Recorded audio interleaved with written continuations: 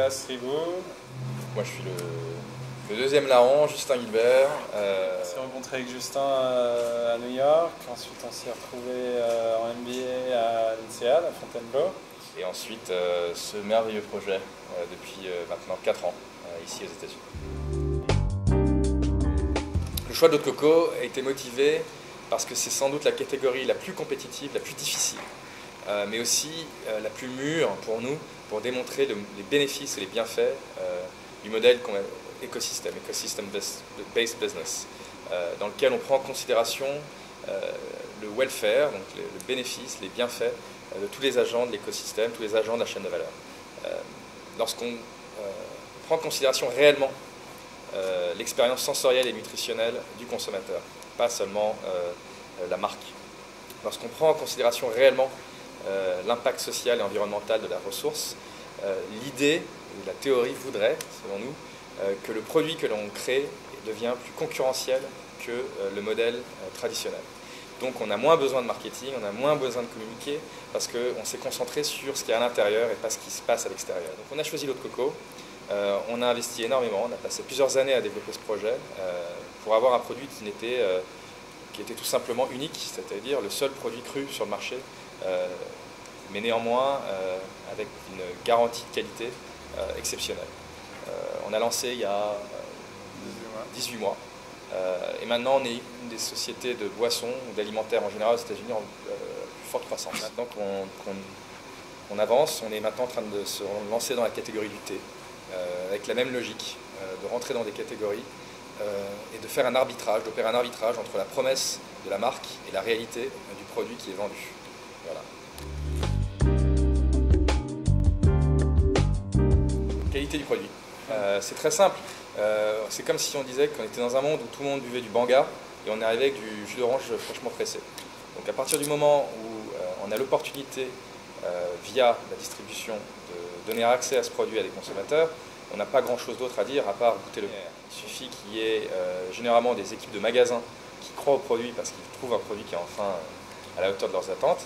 Un consommateur, 2 consommateurs, 12 consommateurs qui y croient et c'est du bouche à oreille.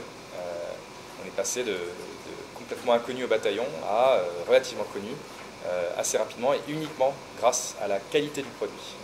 C'est vraiment aussi un partenariat qu'on a réussi à faire avec les magasins, notamment Whole Foods, dans lesquels on a pu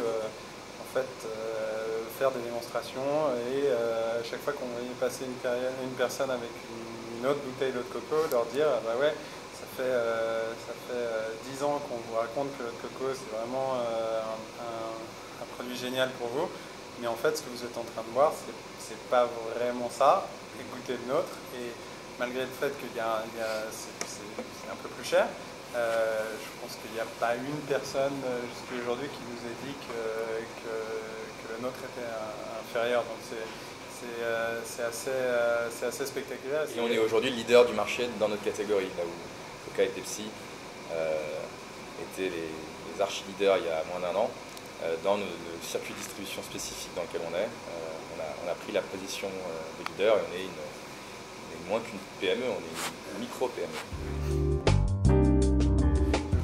Le but c'est de montrer qu'il y a une alternative et le plus de gens suivront, le mieux. Maintenant il faut être modeste aussi, on regarde surtout les gens d'avant, les compagnies comme Patagonia, Alter Eco et les autres, c'est surtout eux qui ont montré le chemin. Et nous, on est en train de s'inspirer d'eux énormément, peut-être en étant un petit peu plus agressif dans l'approche quantitative du développement. C'est-à-dire, au lieu de prendre 10 à 15 ans pour installer une marque ou une présence dans la distribution, on essaie de raccourcir les délais d'entrée sur le marché à des niveaux qui sont plus adaptés à l'environnement concurrentiel du business qu'on a ici. Donc c'est les cycles de vie de produits qui sont très courts, c'est les introductions au niveau national qui se font sur moins de 6 mois. Donc on suit la dynamique du big business américain. La problématique, elle était très simple, on est allé là où les gens comprenaient notre modèle et étaient prêts à investir le temps nécessaire.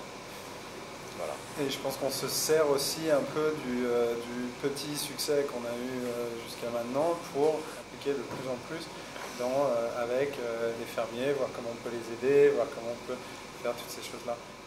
C'est une nouvelle proposition de valeur aux États-Unis. C'est-à-dire qu'on est en train de travailler sur des produits où ils découvrent l'ingrédient de façon la plus intégrale possible. Donc une mauvaise orange, ça fait une mauvaise orange pressée, et pas forcément un mauvais jus d'orange quand il a été pasteurisé 10 fois, et réhydraté, resucré. Donc on est en train de réintroduire le consommateur à cette logique qui est on n'est jamais aussi bon que l'ingrédient initial. Et l'ingrédient initial n'est bon que s'il provient généralement d'un environnement particulièrement favorisé. Et donc ces environnements ne sont généralement pas des grands agribusiness, ne sont pas généralement des variétés à haut rendement. Le meilleur vin ne sort pas de batterie industrielle, il sort d'un petit poteau. Et c'est la même chose avec le produit qu'on fait. Tout simplement, je pense que ce qu'on essaie de faire, c'est d'agir au lieu de parler. C'est très facile d'avoir des débats en long, en large, en travers et des réunions à travers des grandes idées sur comment changer le monde et comment le faire. Il y a une réalité qui est l'action. On n'est jamais parfait, on n'aboutit jamais à avoir exactement ce qu'on veut, mais au moins il y a un plaisir tangible, incroyable, à faire partie de la scène qui essaie de faire évoluer le monde dans lequel on vit vers quelque chose de plus raisonné.